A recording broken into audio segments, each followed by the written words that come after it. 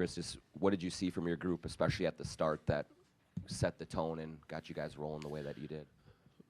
Our defense. Our defense was good, was on point. Certainly, we're able to kind of get out and play faster than we have been playing through the first 2 games of the series. Get some turnovers and some, emotional momentum plays early on, kind of get us going. So, what led to the Terrence decision, and just what do you think about the lift that he gave you? I mean, it was awesome. Came in. I've been wrestling with getting another guy in the rotation. We played Jalen a little bit the other day. I just, a guy who can stretch the floor in transition. He's a downhill player. Got a good body. Physicality. We needed some physicality out there. Just kind of a different type of player than we have in other positions. So, we kind of knew coming into the game that we were going to get to him. Ant obviously scored a lot in the first, but his defensive tenacity, the way he attacked the glass, just what did you think of the tone he seemed to set for the entire team? Yeah, I mean that's what we need him to do, and that's when he does it. It takes us to another level. I thought that's what was really, really big in the first quarter. He got a couple of those steals. He was all over the place. He knew that we needed that type of start from our defense, and he brought it. He was really, really good. Coach, with the way that Terrence played and the fact that he had big minutes for you, can we see him play a bit more going forward? What could his role look like in Game 4? Well, you're definitely going to see him more. You got to – first thing is to be good in this league, you got to keep doing what you've already just done. So we just want to see more of the same, but we know either way, whether the shots go in or he scores or doesn't score, he's going to bring energy and competitiveness. That's what we really love about him. So, yeah. Coach, talk about Nas Reid getting back strong today. Yeah, it was good for Nas to see some threes drop for him. I thought he played much more definitively and just confident. And, I thought the only thing that kind of got in his way was a little bit of foul trouble. He's starting to get some momentum. But, he's been so important to us, and we need him. And, I thought he gave us another kind of gear, too, out there. So. Chris, they came out of halftime, an 11-2 run, and you guys called a timeout and then went 20-4 back. What was the key in that timeout to kind of reground, refocus things? Just to,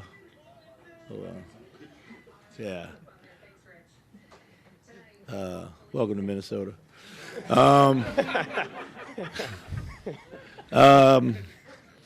What was the question? In the spirit of refocusing out of that, what was the key to refocusing out of halftime? Oh, the timeout. Yeah, I mean, that was just it. It was refocus. We've had second half starts like that before when we've played really well in the first half. I just thought we were a little sloppy with our passing, a little loose with our defense. These guys came back from, 30-plus against Memphis. Just in this playoffs recently, they're an outstanding team. They're not going to quit. So we started giving up threes, which we didn't want to do at that point in time, and then we had an and one. So it was just like a combination of the guys really refocused, came out and not just got back in the game, but grew the lead from beyond what it was at half. So all credit to those guys. So. Even in the stretches where you played well in the first 2 games, you didn't kind of reach maybe this level where you just kind of thrashed them. Is there something psychologically for this team at this moment in the series that now you can accomplish this against this team? First of all, shots went in today, and they hadn't gone in games 1 and 2, and that's just the nature of it sometimes. So, we don't feel psychologically disadvantaged when we step out on the floor. I don't know if that answers your question or not. So we just had to kind of keep finding a better game within ourselves. We hadn't really played our best basketball. All credit to them at times for affecting that. Tonight I think we just were able to put it all together and got to do it again. So. Coach, it seemed like you guys were really aggressive, especially jumping passing lanes, getting deflections, especially early on. Was that a point of emphasis coming into tonight? Well, we wanted to be the aggressor in everything. Yeah, absolutely. So, Guys knew what type of defense we can play. We don't feel that we've been playing it. We felt most of the series we've been on our heels defensively. I think that was a mindset switch that we realized. So guys, got aggressive, and that's what you need to do right now. So. What did you guys do better and or differently against Gilgeous-Alexander tonight? You want me to tell you? He didn't have as good of a game. I mean, we, like I said, we just were more aggressive everywhere. I thought we were a little cleaner around him with, didn't foul. Just our competitiveness was at all-time high. Like, he is a phenomenal player, man, and he's not going to have too many nights like this. So we feel fortunate for that, and we'll move on to Monday. When you lose 2 games in the fashion that you lost the first 2 games, the confidence can be kind of shaken. Did you sense any of that, notice any of that? And if so, kind of to what Chris was saying, is that kind of an emotional boost moving forward? Yeah, I mean, we have I didn't sense any loss of confidence from our team. I sensed frustration that we hadn't played well. I hadn't shot the ball well, but we were, like I said to you, pre-game, we were happy with the shots that we were able to generate, in particularly game 2. And, I think we had a 4 or 5 minute periods where in both games where they do what they do, which is turn you over at a high level and get into you, turn it into quick points at the other end of the floor. And, we were able to avoid that tonight. And that's really kind of what it came down to. So. Chris, Julius didn't play down the stretch in the fourth in game 2. Didn't play down the stretch in the fourth in certainly different circumstances tonight. What impressed you about the way he responded between games 2 and 3? Yeah, I mean, Julius was awesome, and he and I chatted this morning, and as I said, hey man, like you had one subpar game in the playoffs so far. It just happened to be the other night, and just we're moving on. I mean, the other day it was nothing really about him or his play specifically. We were down. We had to try to change the complexion of the floor, and he got it. I think that's where our team has grown in its maturity. The game 1 it was Rudy. Game 2 it was him. We can't play them all, and he was fine with it. Of course, he wanted to play, but he also had played 32 minutes up to that point in time in the game, and of the 36 that were available to that point, and. That team caught a little run, so I just kind of figured I'd ride it out, see how it went. And he totally understood that, but I was extremely proud of his response today. And he got back to doing exactly what we needed him to do, which is not only, score and play make. He only had 3 assists, but he did a really good job of, setting up a lot of things out there. So. Coach, you think you got their attention tonight with this whipping? I mean, listen, they're a great team. That I don't think that they have ever disrespected anybody or anything like that. So, it's one game win. It doesn't matter what the margin of victory is. They still have a 2-1 series lead. We got to come out and try to do it all over again on Monday. So. Did you feel something different with Anthony Edwards? It felt like he was attacking a little bit more. I mean, that up and under in the second was incredible. Yeah. I thought he started attacking a lot more in game 2. And I thought today was a pretty clean game for him in terms of understanding when to attack, when to get off of it. So, and this has been the Ant's pattern. He's learning so fast and he's seeing so much. And, through the series that, whether it been the Lakers series or the Golden State series, like he's kind of really grown and felt what teams are trying to do, and kind of like rolled along with it. And just another example of you can feel him getting a little bit more comfortable out there with what he's trying to do. So, Chris, on Ant, you have such a good feel for him from the end of game 2 and the off day heading into this one. Was there much dialogue? Did you just let him, figure out the end of game 2? From the end of game 2 to tonight, just what sense did you get from Ant heading into this one? I mean, just, positivity. We talked about all the things we've been doing well. I said, just keep staying positive with your teammates, keep believing in them, keep feeding them. They'll knock down shots. He was fine. Ant's really resilient that way. Like he's always comes in a good mood, and he's always ready to go. And he was one of the most positive voices after game 2. In the locker room. So, the leadership that he has shown this season has come leaps and bounds. It's just another example of it. So. Was the more aggressive defensive coverages, like in the pick and roll, Rudy playing higher up, do you think that helps Spark sometimes, like regaining that hit first defense? Yeah, I think so. I think sometimes you just got to throw your fastball, and we were trying to do too much other junk out there at times. So, thank you. Thank you, Coach. Yep. That's what I looked at right when I came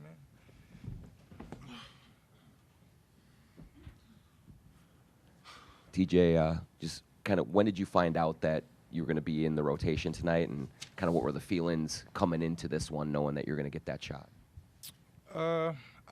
Micah told me before the game, just be ready to start the second quarter.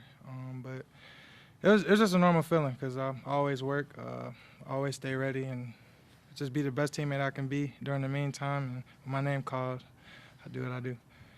I know you have an attack mentality, but was that the thinking just when you got in there to just go right at them the way that you did?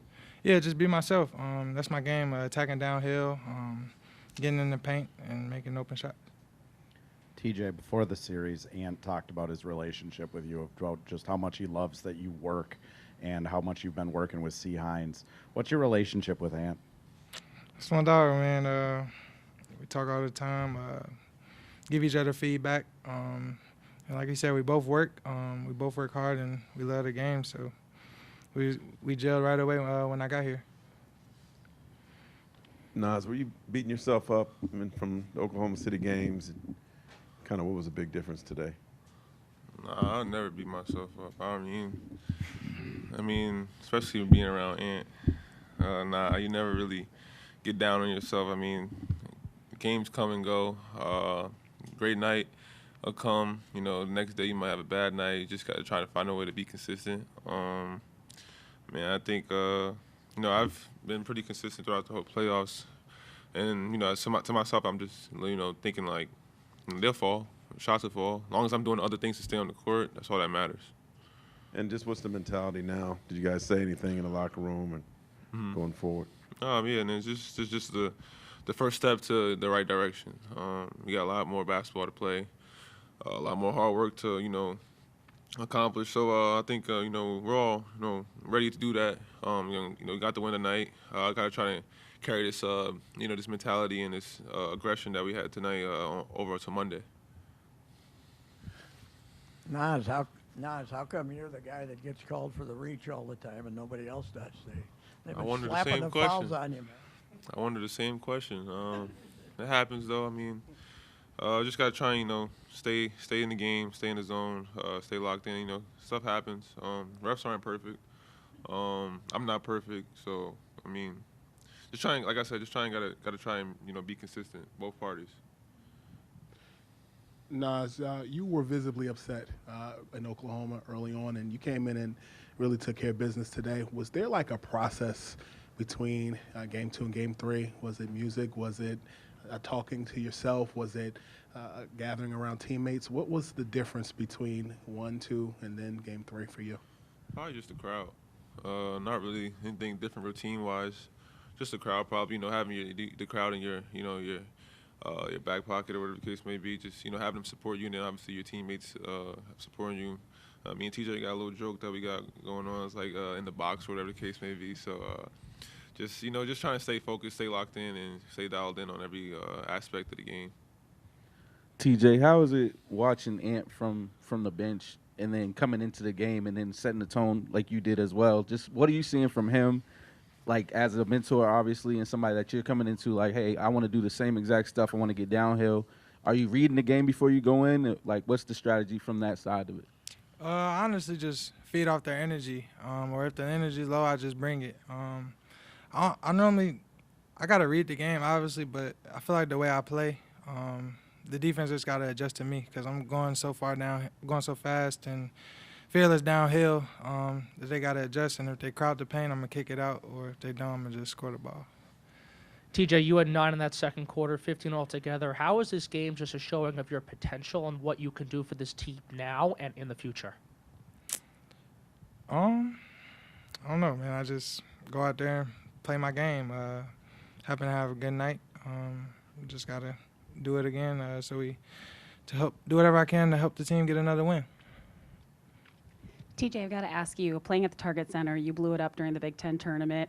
And do you almost feel like you kind of get like the Nas Reid treatment? Because people went nuts over you today. Nah, don't nobody get the Nas Reid treatment. Nah, nobody get the Nas Reid treatment. He one of a kind, man. But, I mean, I got a good ovation from the crowd. But it's nothing like Nas Reid, but I appreciated that. Nas, you know what it's like to be in TJ's position and trying to work his way in. Just what have you thought about how he's handled everything in his rookie season, and then just to see him blow up tonight when he was needed? It's crazy, man. You were once in the same situation, like you said, and I think he's handling it well. He's always ready. He's always, he's always up, and he's never like, and his feelings are down, never upset. He's always willing to be in the gym. I think he's excited when he's in the gym. So it's fun to see. Especially, like I said, when you got a younger guy who's in the same position that you were in. So I think, like I said, just watching him stay ready.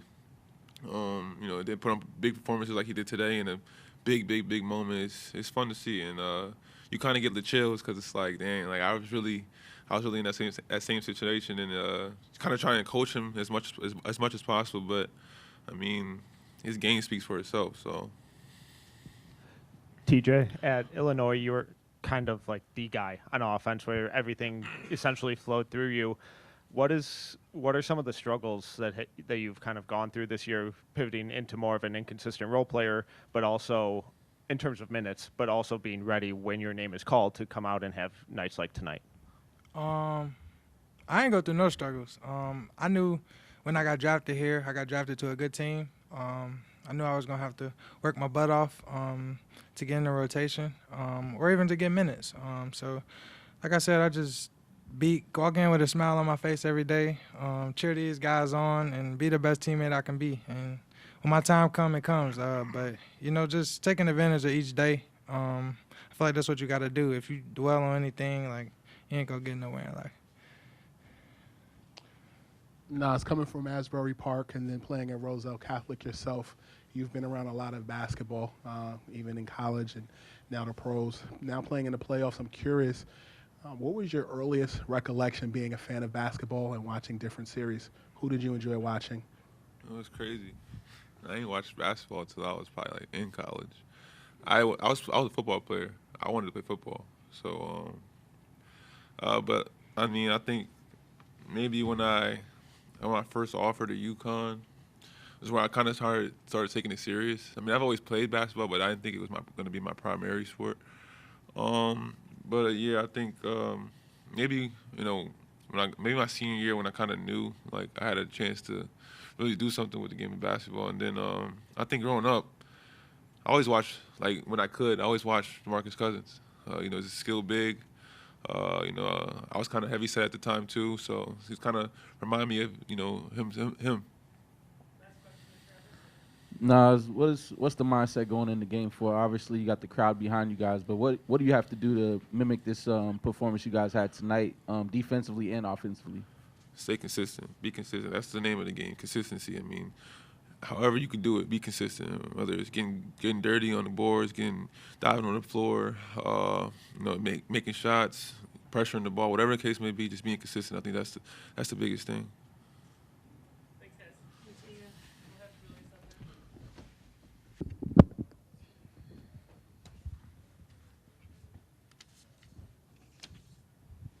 Julius, just what did you sense different tonight, especially in the first quarter, that really allowed you guys to set the tone that you did and get on top of them? I mean, obviously we got off to a great start. Didn't turn the ball over, limited their runs. But I just think we came with the right intensity on the defensive end and sustained it, for pretty much a full 48 minutes. And what did you think about the lift that TJ gave you coming in? Huge for what he was able. We knew that we would need him this series, and Coach obviously has a lot of trust in him. So for him to be ready for his moment and come in and give us the lift he did, he brought a lot of energy to the game, intensity. he was just a huge boost for our team today. So super happy for him. Julius, huge bounce back game. Coach Finch said he talked to you earlier. Just wanted to kind of get your thoughts on, the conversation you guys had, but then also what you saw out there tonight that was different from game 2.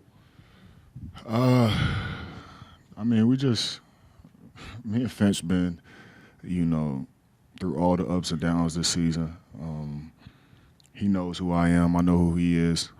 Me as a competitor, obviously, I want to play and do anything I can to help our team win.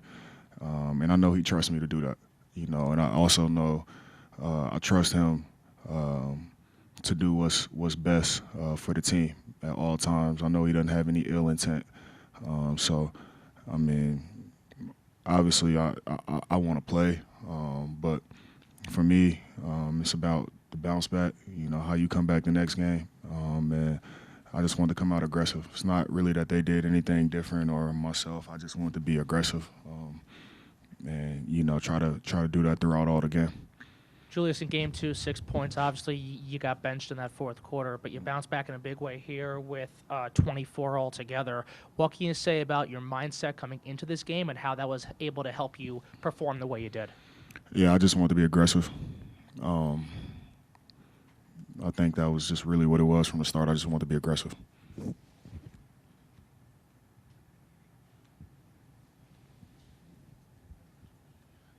Julius, I watched you pregame. You were all over the floor while you were listening to Young Jeezy. was that in the game plan? Was that somebody else's mix? Tell me. Walk me through that. Shout out Flight. We all, will come with suggestions of what we want to listen to. Me, usually I'm like Drake or Nip, but and I think C. Hines won the Future, but it was a Jeezy kind of day, and I actually like that. I like that. I needed some Jeezy to get me going today, so it put me in the right mindset. If I could follow up on that, what was the difference, I guess, musically between games 1 and 2 and then game 3? What was the difference in playlist, and what got you so lifted in game 3? I just knew I had to get it out the mud, so he put on Jeezy, and it just got my mind right. So it really don't matter. I just knew I had to come out with the right mindset and just be aggressive. Shout out Flight. He got me going. Julius, you had a moment where you said, we're at home now. And what were the emotions running through your head? Because you looked really passionate and fired up. I just really wanted to feed off the energy from the crowd. Obviously, I love being home, but it don't matter where we at. I'm going to try to approach the game the same way. But the crowd, the home energy, it had me going today. It gave me a lot of juice, and I just wanted to feed off of that energy. I know our team feeds off of it, so I was just having fun out there. Julius, how long after the shocking trade did it take you to say this is going to be okay? Probably, I think I got to Minnesota 2 days later. So I think as soon as I got to Minnesota and just,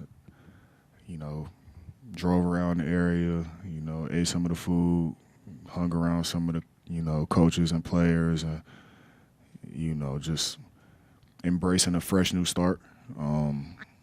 It happened pretty quick. I was excited. Have you talked to any of your Knicks buddies during this final run here? Have I talked to him? Yeah.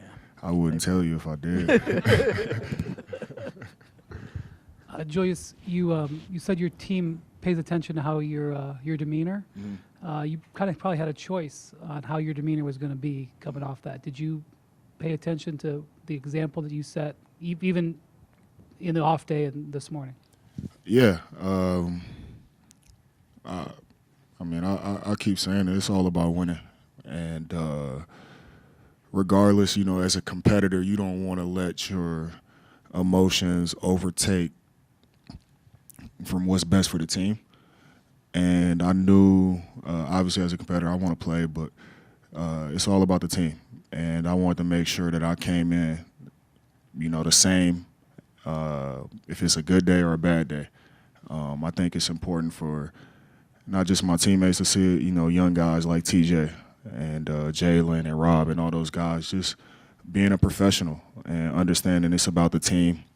So as hard as it is, at times you got to check your ego at the door. And that's what I tried to do, just check my ego. And I think it's beneficial for me because when I do that and I get myself lost in the team, I'm able to come back and play how I played tonight. So, Julius, Dante's been struggling a little bit in the playoffs with his shot. Hit the first one tonight, finished 2 for 2. Just how impactful was that, watching that first shot of his going in? It's great. It's great. We know how important Dante is for our team. And we got a lot of depth on this team.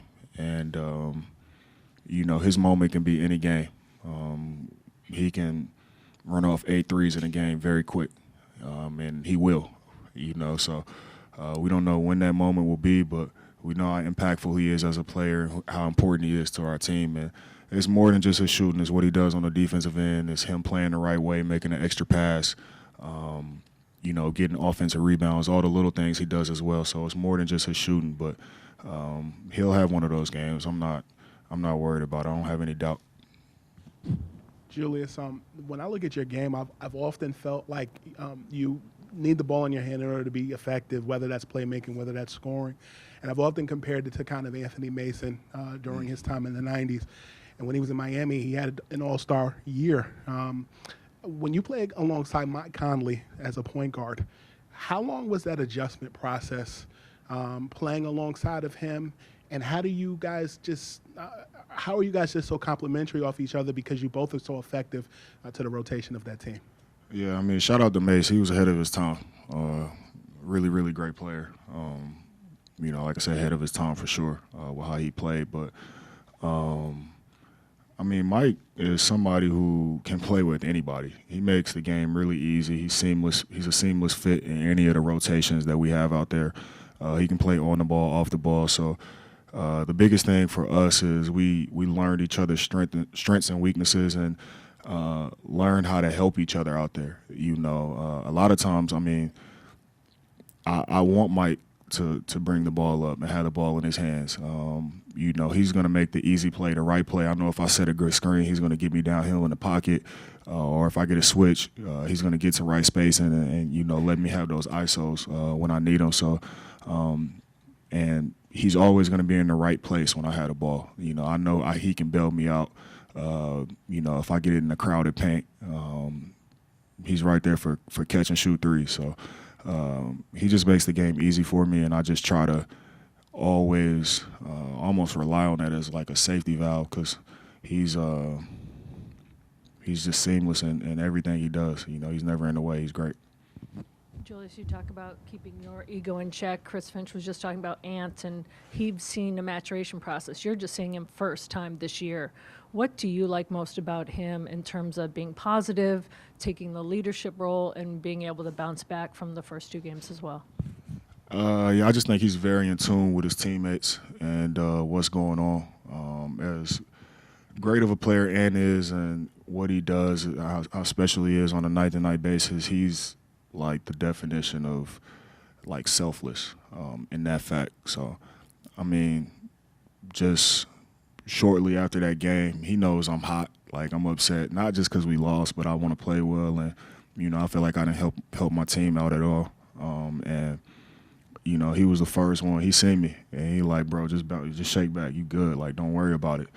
And as the flight went on, I was able to like start smiling and laughing again, and we playing cards and all that stuff. So he's very mature and very in tune with the team, and as a leader of a team, you need that.